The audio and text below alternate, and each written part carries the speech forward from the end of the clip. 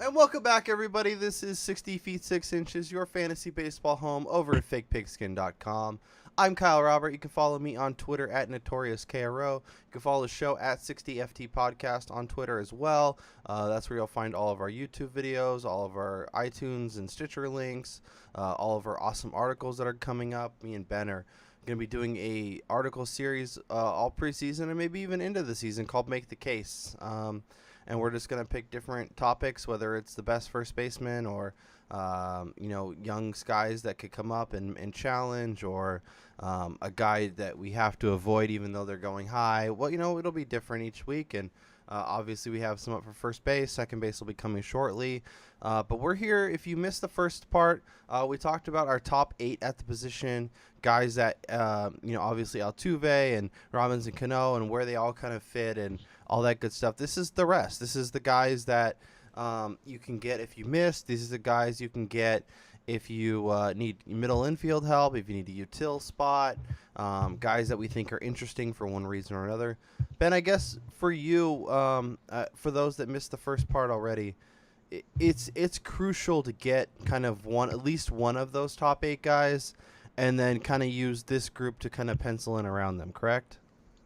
Yeah, this is the deepest. Well, sorry, no, this is the shallowest position out of the infield for me in terms of the drop off. I think there's some decent guys going to be in that 9 through 20 kind of range come the end of the year. Like in terms of who's drafted, you'll get some nice standouts. But I want one of the top 8, but not everybody can have them if you're playing in a decent sized league. Yeah, well, and I think to your point, the top elite group is shallow. But I think the position overall actually has a lot of interesting names, a lot of guys. We're going to go through a ton in this episode that could make sense. So, overall, I wouldn't be rushing to fill your middle infield spot. I wouldn't be rushing to fill that utility spot if you're looking for certain.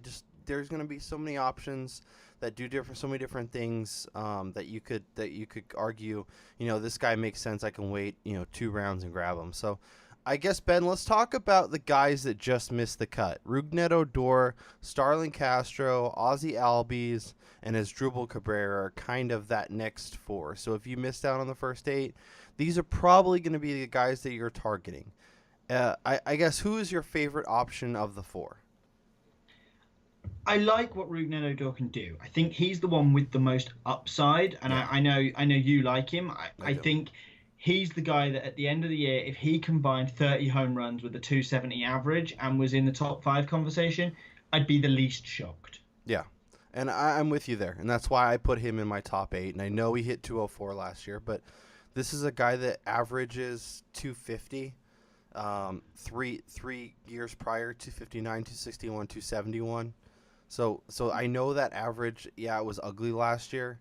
But I'm expecting a rebound in terms of what he can do at the plate. Obviously, he has the power numbers. Obviously, playing in Texas has, it definitely has its benefits. Pulling up Fangraphs right now to look at kind of what they're projecting him, and they're all, depth chart and Steamer has him at 256. Fans has him at 247, so that seems a little low. But, I mean, this is a guy that could hit 30 and 90, 30, 20, high 20s and 80, high 80s in terms of homers and RBIs. If he hits 260, all of a sudden he's in that conversation for 5, 6, 7 at second base. Yeah, I think where we kind of differ is I see the top group as being quite deep in terms of it's rare to find such a good group that are six deep like that. And then I find this area quite shallow because I think you have to take so many risks at this area. And I think Odor's one, but just to pick out some other numbers, you've got his strikeout percentage has jumped from 16.8 in 2015 to 25%.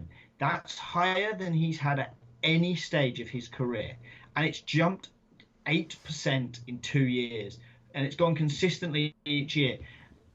The BABIP dropped massively last year, and you have to think that comes up. He's only 24 years of age. I mean, I'm only 26, but I can tell you for a fact I still make mistakes at work, and it seems as though that's what he's doing, and I'm still learning from them. So hopefully, so is he. Hopefully, we see that average come up. I'd even take 5 less home runs, and I'd still be happy with next year. If the numbers are 25 and 270, he's going to be in that conversation just below the probably like the Dozers and the Scoops, kind of that level. He's going to be right there, probably a little bit less power than them, but right close there. And if he can get that average back, I still think the power can come. Like I say, he's only 24. He's still learning his trade. He's nearly doubled his home runs in the last 2 years, so that's good. So he's getting there, and he stole 15 bases last year. So that's the added bonus there. We spoke about Dozier and his 30-15 potential, and Odell's got that. It's just his question mark is the average, and that's the reason why he's nearer the top, the 10th mark than he is the 5th. So I do like him. I think he's very good. He's the risk here. Of the other 3 names, I'm going to pick Starlin Castro out and just throw him back to you because he feels like the kind of safety net based on if he gets enough at-bats. Yeah, and see, but the problem is the at-bats are the question, and maybe now that he's in Miami, we shouldn't be worrying about that because he is literally a guy that if you know he's going to get, I don't know, 600, high 550s, almost 560. This is a guy that is going to put up the production. He's going to get enough of the homers and RBIs and runs to make him in that conversation for probably 9 to 12. A guy that you're going to be fine playing and just put him in and let him do his thing. And I'm looking at his projections, hitting 280, close to 20 homers, a handful of steals. He's a guy that if you don't get that, then you're looking at a guy hitting, even if he's hitting close to 300 like he did last year, but he's only hitting, 450 plate appearances. He's just not going to put up the production in Miami in this lineup that makes him a guy that I'm wanting to play every day. So Castro for me honestly will be a guy I'm just not going to draft. I'd rather take my upside shots knowing that I can find, guys we're going to talk about a little bit later, but Paul DeYoung, Chris Taylor, Whit Merrifield, these guys all emerged last year and were guys that people picked up and helped them make runs in the playoffs. And I'll look for I'll take my shots later and then hope that between them and the waiver wire I can cobble together Starlin Castro-esque numbers. So let me make the case for Starlin Castro.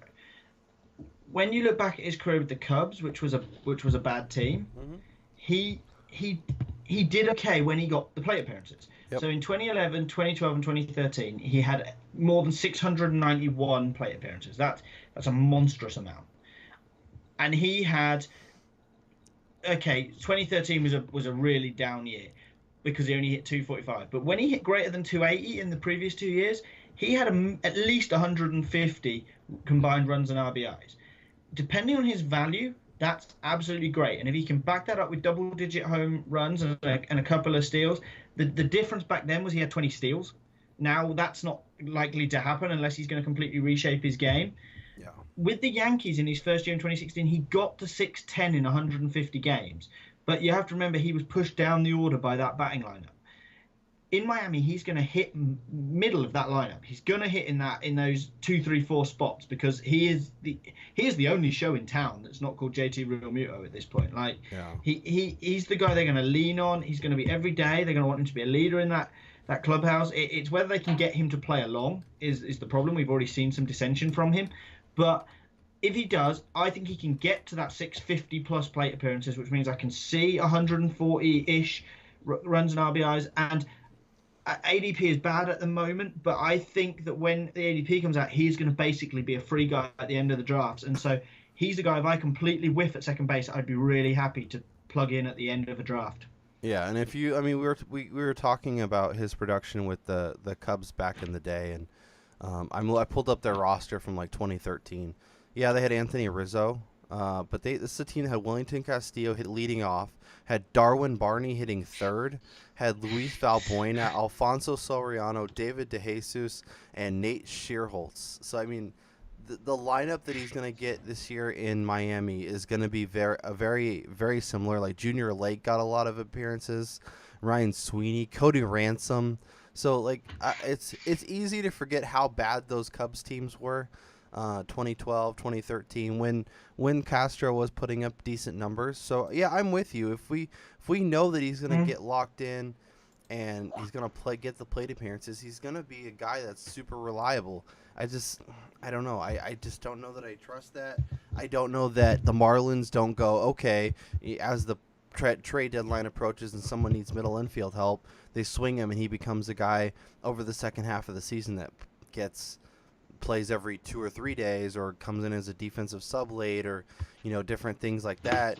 Um, and I guess that would be kind of my fear as well.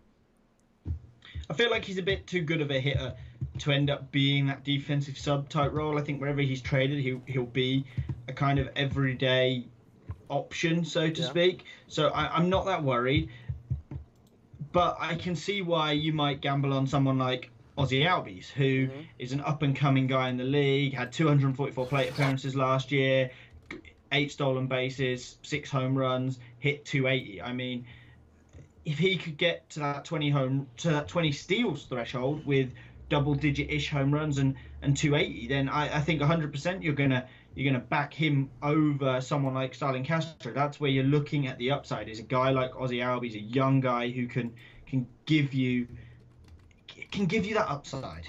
Mm-hmm. And I think that I would lean that way, if I'm looking, just because I don't know. I guess when I'm looking at, there's like we mentioned, this position kind of is deep around once you get past the initial group, and I feel like if I miss out on one of these guys, I'll be able to get somebody else who does who has this a good shot of doing it. And Albies is a nice name. Obviously, roster resource has him projected to hit second right now in front of Freddie Freeman, so that's a great place to be. Mm. There's a lot to like there, and it'll be interesting. Inciarte hitting in front of him, so he will have, and Dansby Swanson will be hitting at the bottom, so Albies could have RBI potential. Markakis and Flowers could drive him in. Like there's a lot to like with Albies. So like if I'm taking a shot, it's Albies over Castro all day. But that could come back to bite me if Albies doesn't produce and gets sent back to the minors or whatever, gets dropped to 7th or 8th in the lineup. There's a lot Mm. to look into there.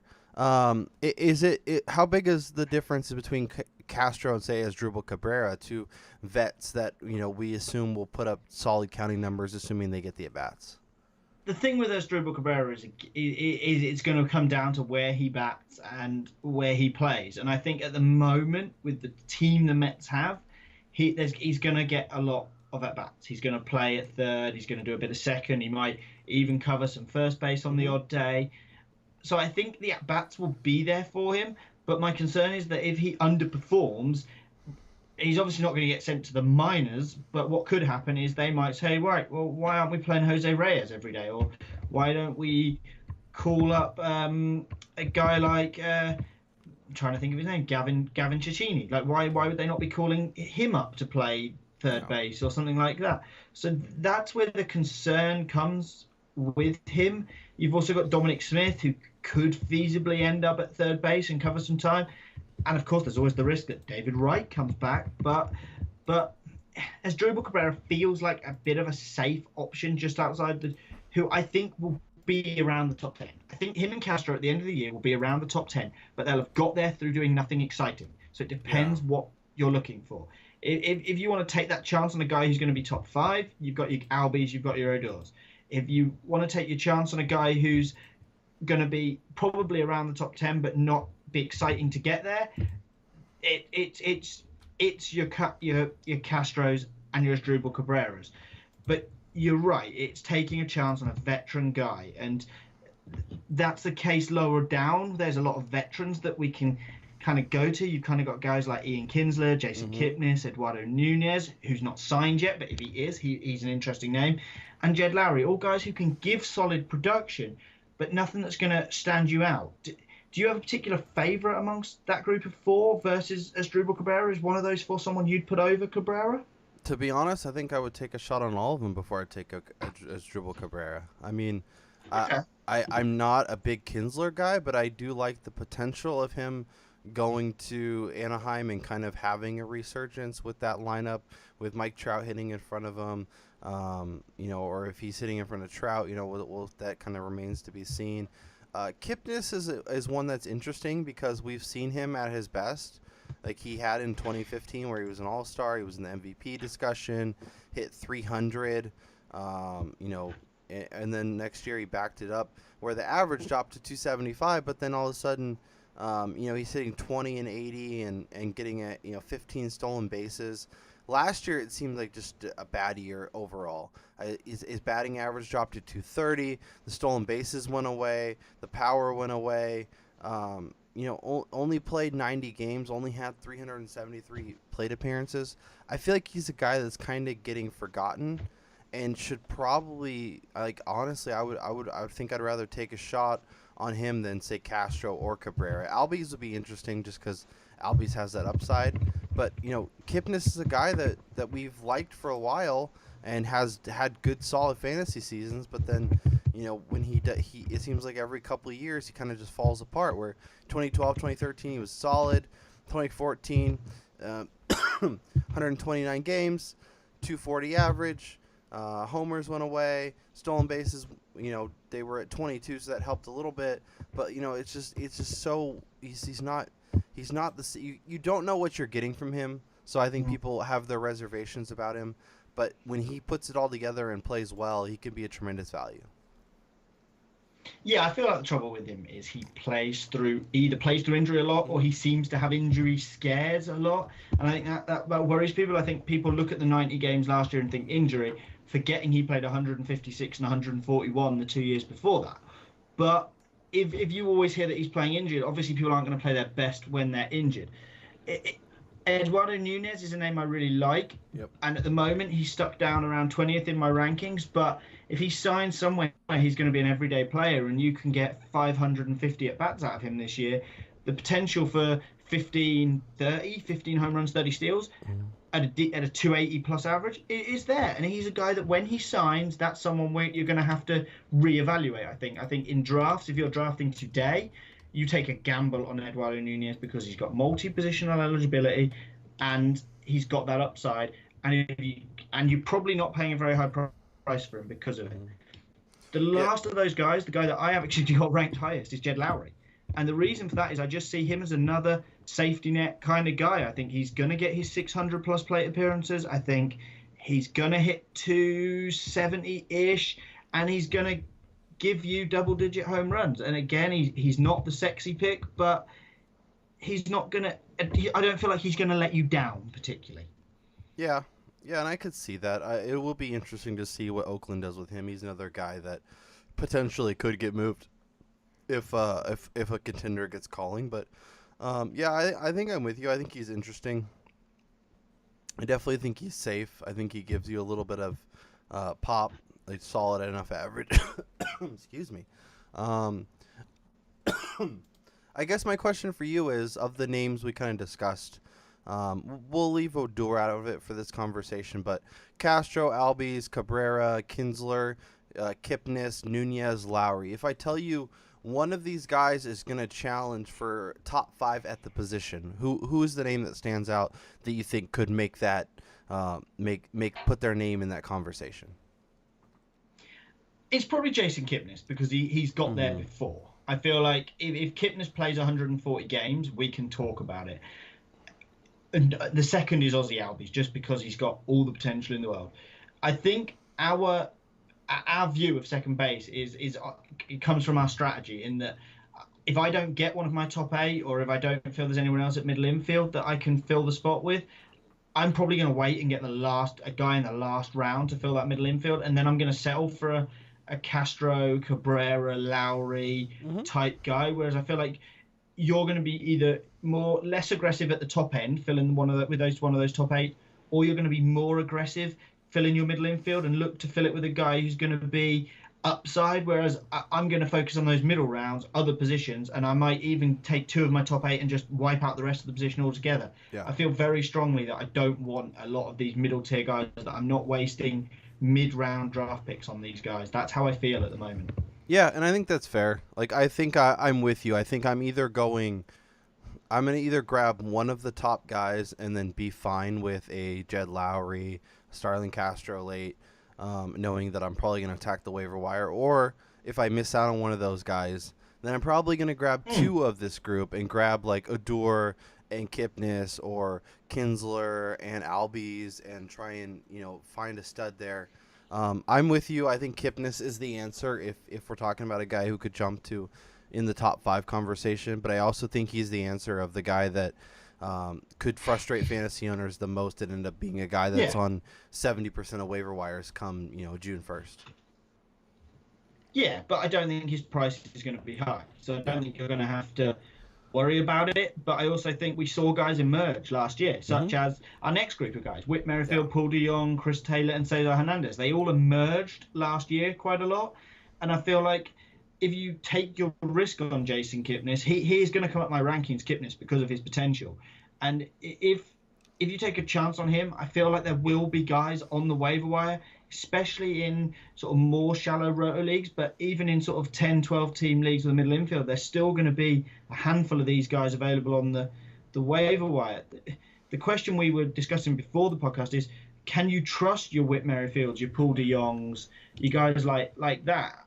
Like, I've seen rumours that Whit Merrifield could end up spending some time in the minors if things don't go well in spring training. I think that's unlikely, but it's possible. Yeah, and I guess my answer would be yes. My guess is, assuming the price tag on draft day isn't insane, I think one or multiple of these guys could find their way onto my roster, knowing that I could probably add a Starlin Castro or a Starlin Castro light type player, an Asdrubal Cabrera, a Jed Lowry. Those guys are, I think, guys that, okay, if it's a flaming dumpster and it just clearly isn't working, or they're sent back to the minors, like I could move on and make it work. But as we saw last year, I mean, Whit Merrifield had 34 stolen bases and 630 plate attempts. Paul de Jong had 25 home runs. Like, I think both of these guys are interesting. I think they're in positions where they should play and play a lot and be in decent enough lineups. Obviously, the Royals, it remains to be seen. Lorenzo Cain's already gone. We expect Hosmer and probably Moustakas to be elsewhere. And, this could be a home we were talking about a little bit before the pod, but Eduardo Nunez could be an answer there if Moustakas moves on. Merrifield, it kind of depends. Like, his runs could go down a little bit. His stolen base opportunities could go down a little bit. And then maybe he's not quite as tempting. But I think they're both very interesting. I guess my question for you is, we throw Chris Taylor, we throw Cesar Hernandez in this discussion. Is there, of the four, is there a guy that you think I actually trust the most? I think what he did last year was pretty spot on and actually feel pretty comfortable where if I'm in the position to draft him, I'll take him and know that I feel good about taking him there. I kind of feel it about Chris Taylor because for all the depth that the Dodgers have, like, in their rotation and in certain parts of their team, they do feel weak in places in their lineup. And Chris Taylor's so flexible. I think he could end up playing in any of multiple positions. I mean, I think he can play in 2 or 3 infield positions and the outfield. So I think he's probably, in terms of playing time, I think he's the one that will, even if he struggles out the gate, will get the most. He's also the guy who's most likely to be a 5-category contributor for you.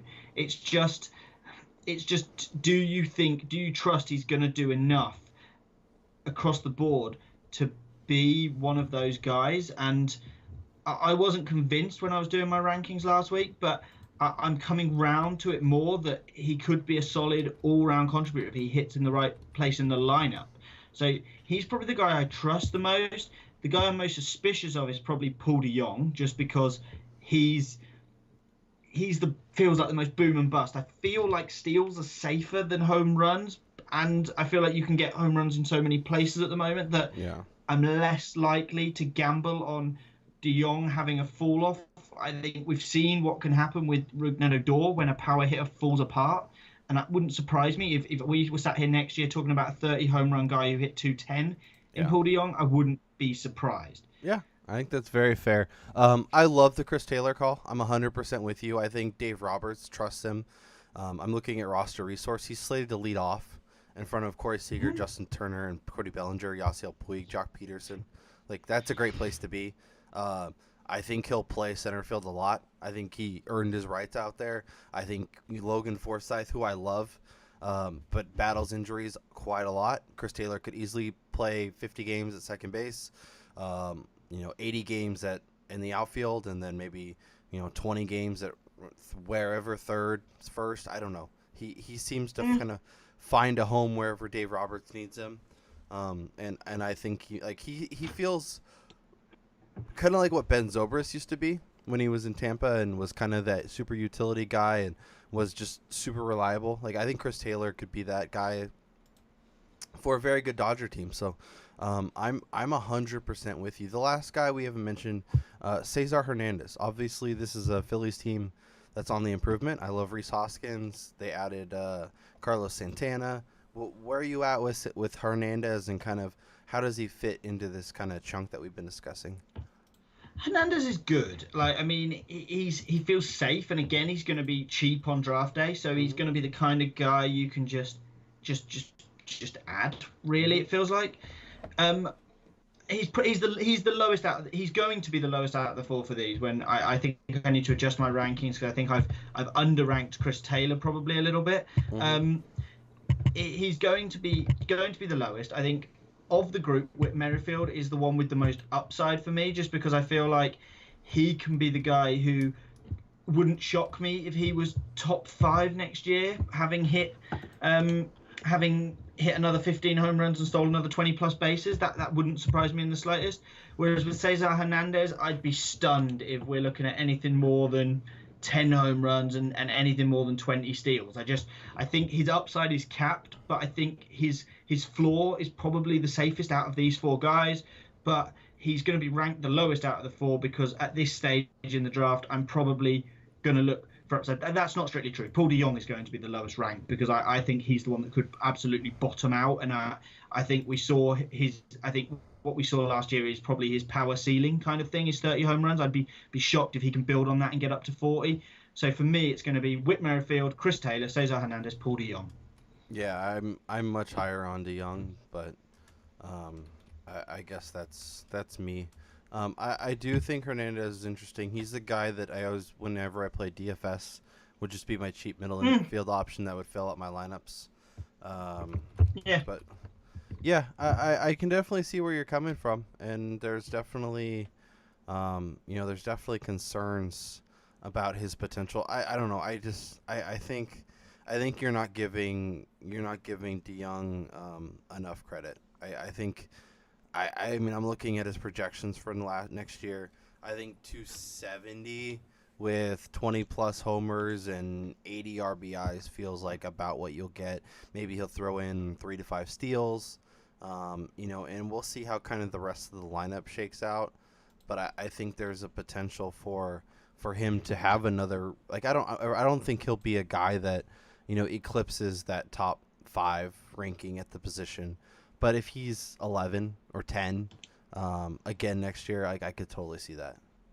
But I also think he's most likely to be 50th at the position, and back in the minors by the end of the month. I really do. So yeah. I think the only thing that stops that is the Cards don't really have a great option to come in. But it's interesting, and the great thing is that there's going to be guys on the waiver wire like Jonathan Villar, who we had so high last year. We had so much hope for Jonathan Villar, and he just bottomed out last year. It was ugly to watch, and it's going to make it very hard to trust him. But if you need a late source of steals, he's going to be a good place to go. And on the counter, if you need a late source of power, his teammate last year, who's now back in Cincinnati, Scooter Gennett, is going to be the guy to look at. So these are your kind of late round guys, aren't they? If you're looking for a boost in speed, a boost in power, or you're a few weeks in and you realise you've undercooked one of them, they're the main 2 guys that we haven't discussed, wouldn't you say? Yeah, absolutely. And I think and these could be guys that maybe even don't draft, but just keep an eye on them as the first couple weeks of the season go and see how it goes, see how your team's performing, and they might be one of the first guys that you make an ad drop for. I guess in general terms, with a guy like VR, a guy that came into the season with such high expectations and failed so miserably. How do you evaluate those guys the following season? How do you avoid kind of I guess over ranking or under ranking somebody that basically we expected to be a third or fourth round pick Mm. and is basically dropped by May. Like how do you for the following season kind of fix your rankings and fix your mind to think about that? Yeah, it's really hard because Jonathan VR has been the ultimate reactionary player because we over-ranked him last year based on his previous year's production, and he's gonna be underranked this year by pretty much everybody for what he offers. It's going to come down to playing time, and if I feel like he's going to get the playing time, which at the moment I have suspicions about, I think roster resource last time I looked had him projected as a bench player in Milwaukee, which worries me a lot. Um, if that's the case, then I'm going to struggle to rank him anywhere near my top 20. But if he's going to become an everyday player, and I feel like that they've made moves where he's guaranteed an everyday spot for a decent period of time, I'm gonna bring him up closer to draftable. But it's all going to depend what I need. So it's really tough, and he's the ultimate boom or bust kind of guy, but we've never seen him be that successful apart from that 1 year. So I'm sort of leaning towards he's not gonna do it again. Yeah. But last year I was the guy making the case that he could do it again. So Yeah. it's really hard. But honestly, at this late stage of the draft, I'm more likely to throw my weight behind someone like a Yoan Moncada who has that stunning upside and didn't get much of a chance to prove it last year and will hopefully get more chance this year. You can kind of go two ways at the end of the draft. We're going to talk about four names here. I've just mentioned Moncada, but you've also got Josh Harrison, who we kind of know is a steady guy, but he's on a bad team. You've got Marwin Gonzalez, who's on a great team, but his playing time might be restricted. And you've got Javier Baez, who's on a great team, will play most days, but it's going to bat right at the bottom of the lineup, and he's going to suffer for it because he's going to bat either in front of or behind a pitcher. Yeah. So I guess that's how my do you approach it? It's hard. Yeah, yeah. Well, and that's the thing you have to look at is, okay, I'm looking at roster resource for a few names, and Jonathan VR, he's expected to start every day, but he's hitting eighth. So would you rather take a shot on maybe someone with hasn't exploded like VR did 2 seasons ago, but maybe is hitting second every day, versus somebody like VR who has the potential to do some stuff, but is going to be hitting seventh or eighth? I was looking at DeYoung's doing the same thing. So, that is concerning when you're looking at, because, ultimately this is a stat collection game, right? You want to be in position to get the opportunities to hit not only homers, but RBIs, score runs. And if you're hitting seventh, eighth, ninth, you're just not going to come up as much. You're not going to be in position as much. And you're going to deal with a lot of, okay, you're on base with 2 outs and the pitcher's coming up and, the inning's over. So I guess Moncada would probably be my favorite of the group just because he has so much potential and should be hitting high in a improving team. But I guess, Ben, how do you weigh those things? How do you weigh, the position in the lineup versus potential upside versus safety versus, how do you kind of, is it a tiebreaker for you? Is it something that you make sure to grab guys in a certain category? How do you do it? Well, it all depends what I need. So if I need steals, I know if VR hits well, there's a chance he might go up to 1 or 2 in the lineup because that's where they had him at the start of last year and where he ended the year before. So I'd be tempted to plump for VR, just so even if he sat on my bench to begin with, so that if he does bottom out, he doesn't affect me. Just so I can see what he's doing, kind of thing. Mm-hmm. But if I need a guy who's going to give me power, I might look Scooter Gannett or Marwin Gonzalez. Especially in a daily league, I would look Marwin Gonzalez because he's going to be a frustrating guy to own in weekly leagues because he's only going to play 4 or 5 times a week at most. He's never, unless there's injuries, he's never going to be a 7-day-a-week player. Like, he's never going to be he's in the lineup every day, you're not worrying about him kind of guy. He's an ideal DFS guy, Marwin Gonzalez, because he's usually fairly cheap because he doesn't play every day. But it's that kind of thing that I'm looking at. So it's going to be need. So the guys I can probably write off right now are Josh Harrison and Javier Baez because I just don't see them getting enough in either their team or I don't see the possibility for them to move up. If I don't feel I need any particular position, I'm going to gamble on Yoan Moncada just because I think he's going to hit in the middle of that lineup. I think he's a guy that could hit let's say 20 home runs, and he's a guy that could steal, let's say 25 bases if everything breaks right. He once stole 49 bases in 81 games for the Red Sox A affiliate. So I mean, it's doable that he can steal that many bases. So he's my kind of upside gamble late in drafts, and I think if he doesn't start shooting up the ADP boards, I think he'd be a guy I'm going to have on a lot of teams just to see what he can do. Yeah. Let's include Baez in this convo too, because he is the one guy that I think if you tell me he's gonna get 650, 625 in terms of plate appearances, I would have on a lot of teams. I think the talent is unquestionable. I think he's a guy that obviously has the power ability, has the stolen base ability, but just the not knowing on a day-to-day basis, especially in weekly leagues, that could get really frustrating if they're playing a certain team and they just manager decides, yeah, I'm gonna sit him for a couple days. I guess if I told you Baez was gonna get 650 in terms of PAs, would he be a guy that could approach top 10, top 8? Yeah, he'd be right around that spot, but the trouble is they've never trusted him with it. Even when he's played 145 games, he's only ever got to 508. But if he could break that 650 mark, then the potential for 20 home runs or 25 plus home runs with 270 power is really there, and it would be great. But right now he has to sink below the other names we've mentioned here, just simply because of that. I'd still have him above Josh Harrison because I think if Baez hits, he's going to hit in a lineup which is competent, whereas Josh Harrison just isn't, unfortunately. I don't think Pittsburgh are quite as bad as people are making them out to be, but outside of sort of 3 or 4 guys, they're a bit of a mess. So it's a tough one there. Just one more name. You spoke about guys who really didn't do what we thought they were going to do. Well, last year, everyone went crazy for Jose Peraza, who hit 324 in 2016. He stole 21 bases in 256 plate appearances.